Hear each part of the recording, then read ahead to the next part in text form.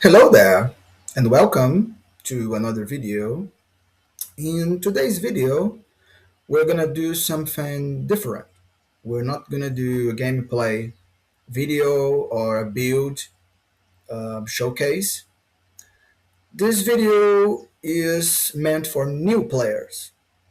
So I'm gonna guide you through all the steps um, from getting the game installed and creating your first character. So, as always, if you are a Regisfall player or a Utma online player, consider subscribing to the channel and liking this video to help spread the word. Without further ado, let's get into the guide itself. So, this is the shard where I play Regisfall. It's a role play server for Ultima Online. This is the site. But if you come here on Google and you search for Regisfall, it will be the first entry in your search. So after you're in the site, you come here, play now, and you have here the installation manual, which is quite simple. You download the client that we use. It uses the very customizable classic UO and install it anywhere in your computer after you download it. Once it's installed, you get the Regisfall package, which contains the latest up-to-date files. And you unzip it into the directory where you installed the client. So I have it open here.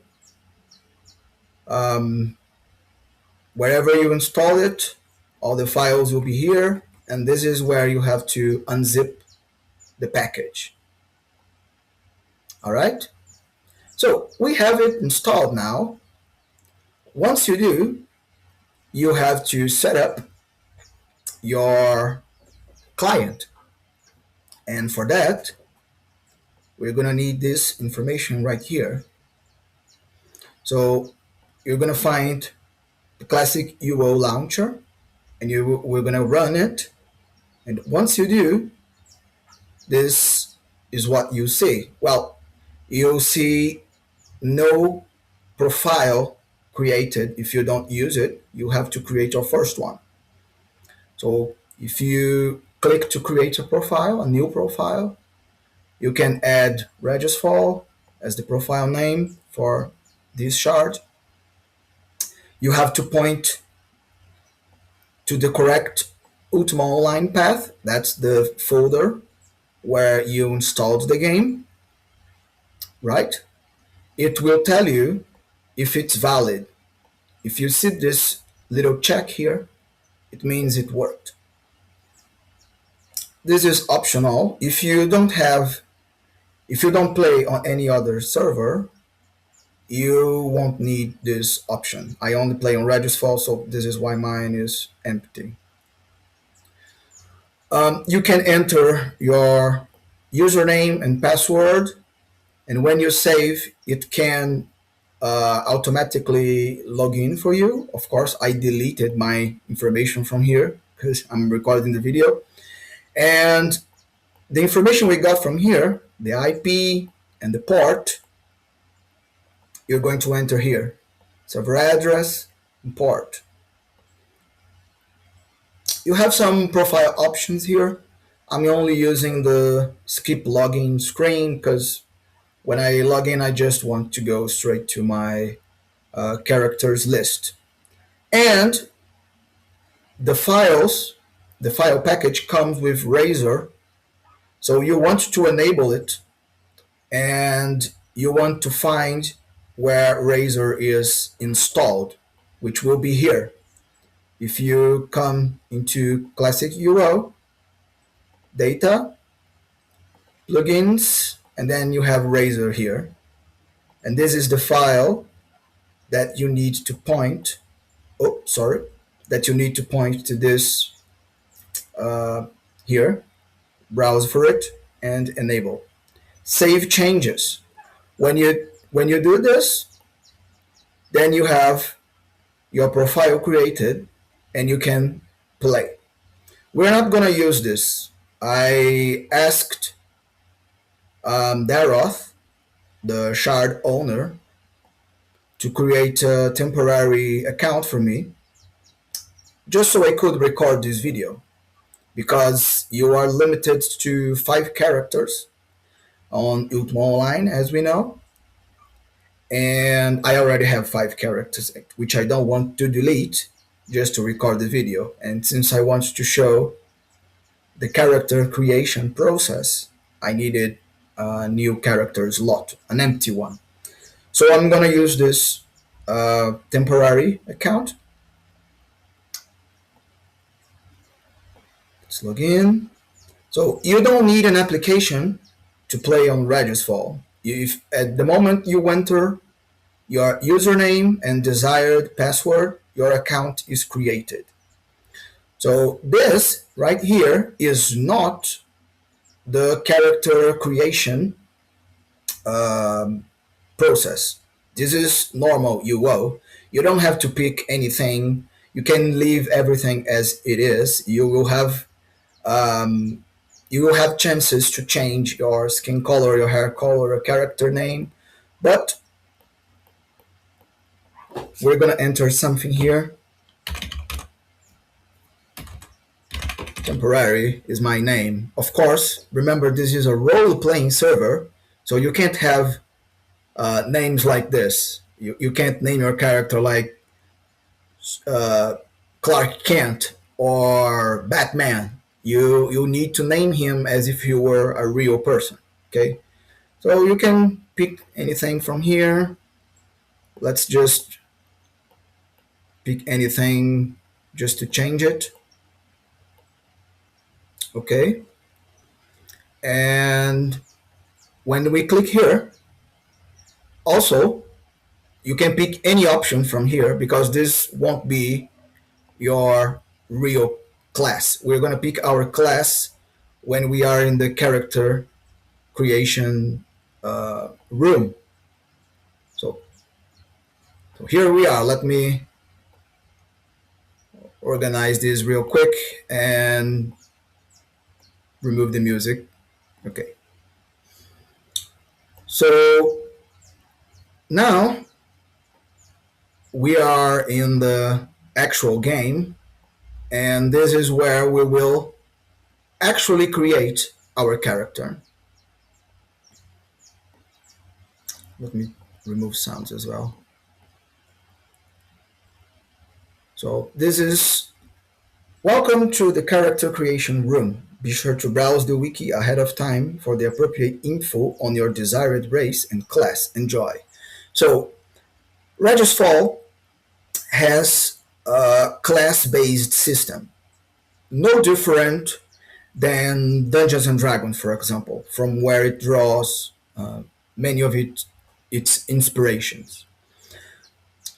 I strongly recommend that new players come over here. Wiki, it's already open here, so the Regisfall wiki is kept very up to date. Like when a patch comes out with changes, with new stuff, it is promptly added to the wiki. So you have a plethora of information here. But for the purposes of this video, we're only interested in having a look at classes, races, and the level system. So let's start with races, because we need to make this choice in the character creation room when we click this book here. So we have 4 races in Regisfall, and depending on the race you choose, this has lore implications, role play implications, and also mechanical implications. For example, if you choose human, you can see here everything about human lore and also your human feats. Regisfall characters have feats, which is something we'll cover more in depth in another video. But basically, feats are your abilities, special abilities that your character can have, and they can come from your race or your class.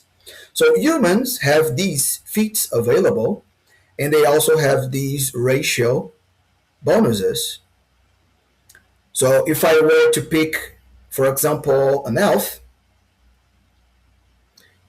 different lore, different feats, different racial bonuses. And this is true for all the races. Also, because Regisfall has a level system, your character can level up from level 1 to level 25. Your race determines your starting stats and also the offset per level, how much each class gains per level. Humans are the outlier here because as a human you gain 2 extra points that you can distribute between strength, dexterity, and intelligence. And you get these points from level 1 to 20. From 21 and 25, every race gains 5 stat points for our stats per level. Because from level 21 to 25, they're considered epic levels, heroic levels, right? And in character creation, we are also going to pick our class, and there's also a stat offset per class, per level. So if I were to pick an elf, for example, and as my race and mage as my class, this these would be by how much my stats would grow with every level up. So different from regular UO, you don't choose what stats to raise. They raise automatically as you level up based on your race or on your class. So let's take a look at the classes. And we're going to take just a brief look in this video because I will talk about the feats and abilities in more detail in another video. So let's take a look. You can see Regisfall has many classes, and each class has at least 2 subclasses. So let's take a look at Knight, for example. So you have a slight summary of what the class is capable of doing. Each class has skill caps intrinsic to that class. So if you're playing a knight, these will be your caps, your skill caps, at least your initial skill caps.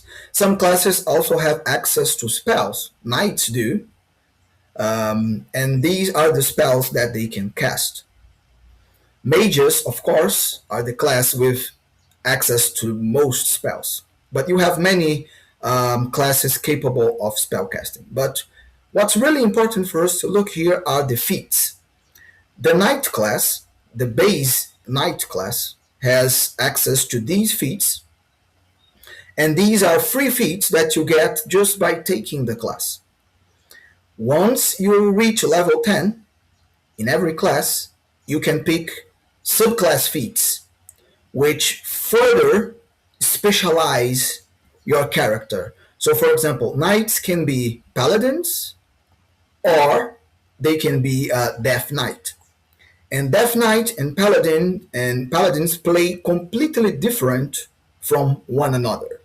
And that's determined by the subclass abilities, which are free things you get, which can be a free feat like Redemption here, or extra caps to skills, extra points, extra regens, etc., etc. Each class and each subclass comes with these free bonuses or free feats. For example, if we were to look over fighter, and also restrictions. For example, fighters cannot cast spells or use wands or scrolls. They Here are their caps, feats, free feats, and then subclasses: defender, defender free abilities, berserker, berserker free abilities and feats, etc. This is only relevant in this stage because you virtually you cannot change your class. There are ways to do it in game or through donation. If you decide later on that you want to play a different class as a different character, there is a quest you can do in game to change your class or your subclass, and you can also achieve that through donations. But I say it's important to pick now if you are a new player. It's important that you at least have a look at the feats, what they can do, what each class is about, what each race is about, before you create a character. Of course, if you just want to check out the shard, by all means, you can come here and create a character. If that's the case, I would recommend human because it's the one closest to us. And um, elf, dwarf, and orc all have a deep lore that kind of dictates their behavior, their beliefs, and so on. Humans are more free form, so to speak. But if you are eventually, if you decide to stick around, you will have to have a look in the wiki to make informed decisions about your feats and to role play your race according to the lore, right? So before we click this book here, let's check this NPC, Miles. If we come close to him, hello, temporary. If you wish to alter your name before you leave, speak with me. Click on me and select talk. So let's do that. Talk. Hello. And he's going to give you the option to change your name. In the Ultima Online character creation screen, you have a limit on characters. Here, you can make your name slightly longer. So let's change it to temporary for video and click OK. So if we open our paper doll again, you will see that now I'm temporary for video. And here as well. So don't worry about fitting all the characters on that initial screen because in the character creation room, you'll have a chance to name your character as you like by talking to Miles. Okay, let's double click the book now to begin character creation. So, first of all, you get to pick your alignment. This, at this moment, exists just for flavor, just to help you get into the character. You are not forced to stick to any of these alignments, but for a cohesive and coherent character, it's often recommended that your character have a set of beliefs and something that will dictate their actions according to a moral code. And the alignments can help you with that. And if you select, when you select them, you have a text here with a description of what each alignment is like. So for this character, let's go through neutral. So you believe in the ultimate balance of forces and refuse to see actions as either good or evil. So this will give you a notion of how a true neutral character is played.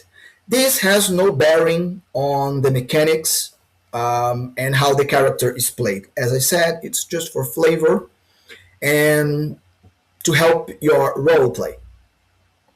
Your characters can change alignment during the game, but this is governed by you as a player. So you dictate the changes and the development of your character according to the story that you're going to live in the game. But for this video, we're going to pick true neutral.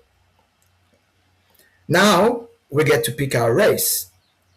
See why it's important to know beforehand what each race is about.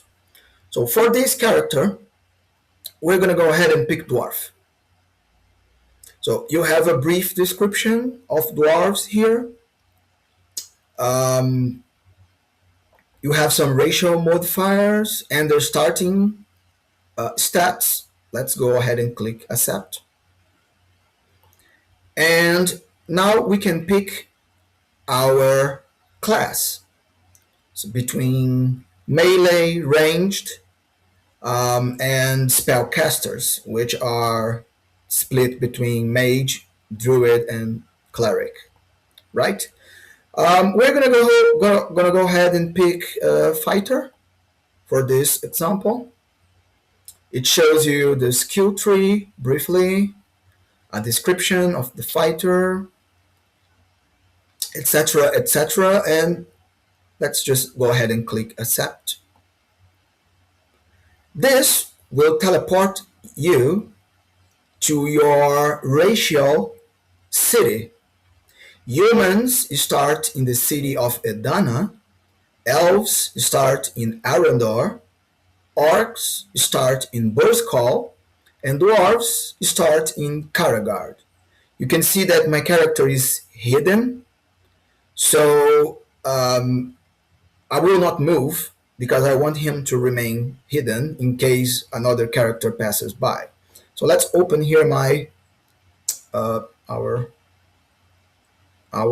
inventory, and you can see you have a skin hue selector here, which is already open. This is for us to select our skin hue that you can see it's changing here.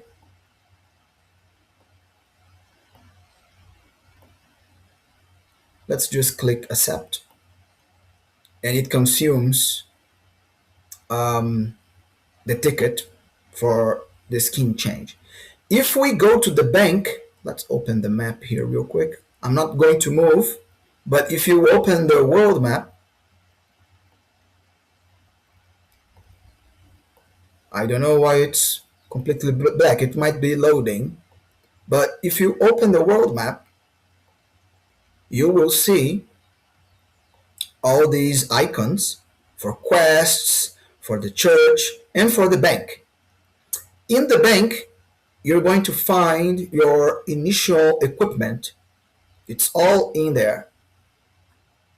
Also, new characters have a free use of in the barbershop. So if I were to interact with this NPC here, which I can't because he's too far away and I don't want to move, as I said, but if you interact with him and select buy, a window will pop up.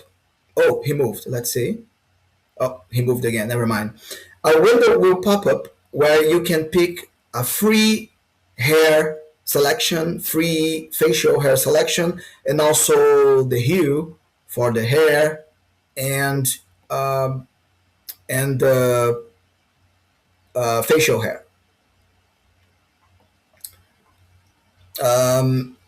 The world map will be how you move around, how you know where the things are. Merchant board. You have the quests marked as an exclamation mark. You have the Karagard crypts. Around near every city there's a, let's say, starting dungeon. And you can see Karagard is underground because we're dwarves. We live inside a mountain. It's underground, but the world is right here, and it's quite large, as you can see. But we are in the starting city.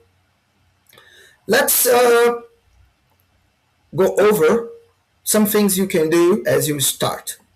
First of all, your skills.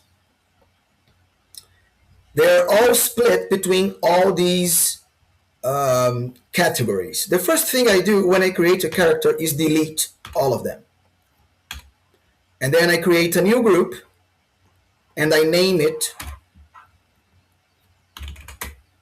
as my character. In this case, it's temporary, so let's just place a T. And then I drag and drop all the skills that I want to keep into here. So let's pull tactics over. So there you go. I get all the skills that I want my character to have up here.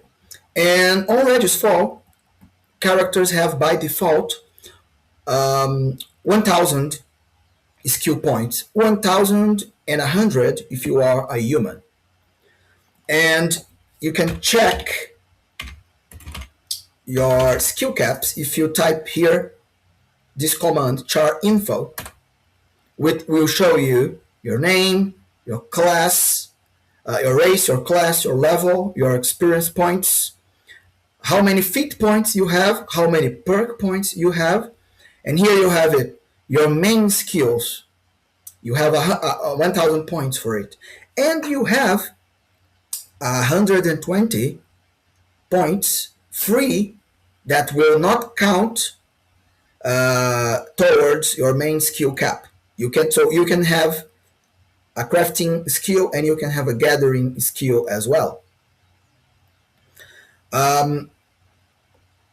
So, for instance, carpentry is a crafting skill. If I just raised carpentry up to 100 or 120, then it wouldn't take points from my regular cap, only from my crafting skills cap. You can see that I have 150 here and 120 here because you start with points. The game doesn't assume what skills you want to take. So you have to lower the skills you don't want. But don't worry, we have a way to do it quickly with the command skill drop. If you do this, it will open this window and then you can just click the skills that you don't want. So let's say I don't want tinkering, so I'm gonna drop it. I'm gonna drop it all the way. So you see that if I open char info again, the 30 points that I had in tinkering dropped from my crafting skills. Why would I want to do it? Well, because you don't want, if you want to be really serious about crafting, you don't want to keep at 30 and you won't be able to raise it using your free crafting skill points if it's at its maximum already. You can have several crafting skills, but the moment you get over 120 in any given crafting skills, the points will start taking from your main cap. All right? And gathering skills is the same. So, for example, fishing is a gathering skill, and so is herbalism. So you'll have 105 free gathering skill points. If you go over this, it starts taking from your main skill. So for example, here I have 15 points over. So these 15 points are being taken from here. Usually characters have one crafting skill and one gathering skill. I say usually. Sometimes characters want to have more than one if they're willing to sacrifice main skill. Or if you want, you can be a pure crafter character and invest everything in crafting skills. Remember, we talked about feats. We didn't talk about perks, but we will very soon. So if we do like this command, feats, you will have access to the feat menu where you can select ratio fits if you want. You can select craft feats, sorry, class feats if you want. And you can see here also your class abilities. And once you get your subclass, it will also be shown here. You can pick your subclass when you reach level 10, right? So it's important to manage your feat points accordingly. That's why I say it's important to check the wiki to make informed decisions, because you won't be able to take all feats. You will have to make choices, and these choices will determine how your build plays, how your play style as this character will be.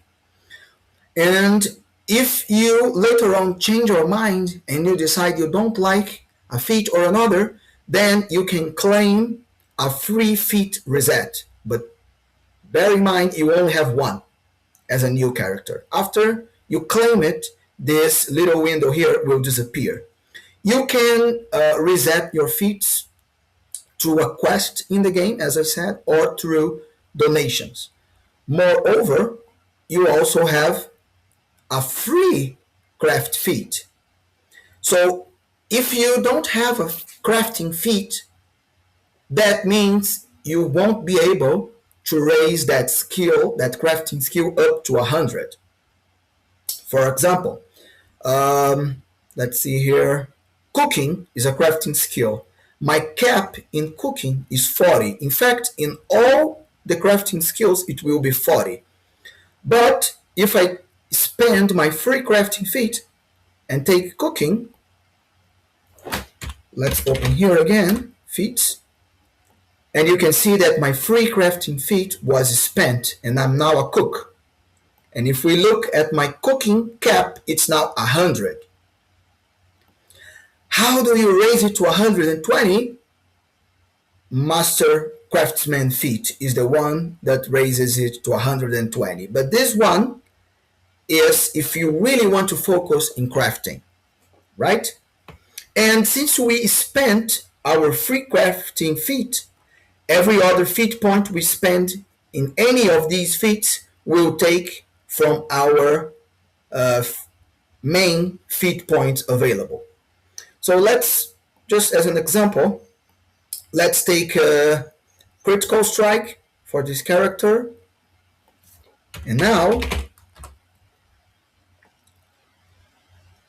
oh, I don't meet the requirements for this feat. So if you check the description, you will see what the prerequisites for each feat you have. So for example, for critical strike, I need to have anatomy skill at least at 50 points.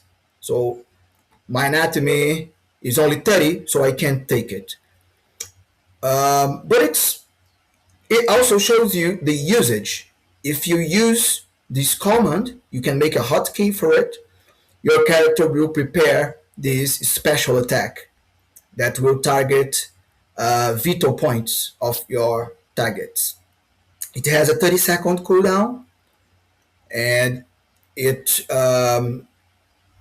works as you attack. When you activate this and you deal an attack, it will inflict critical strike. You have many abilities like this. For example, shield bash.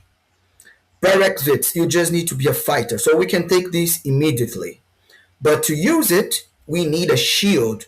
It's not used with a command. You have to double click your equipped shield, which you can also hotkey as a macro. 30 seconds cooldown.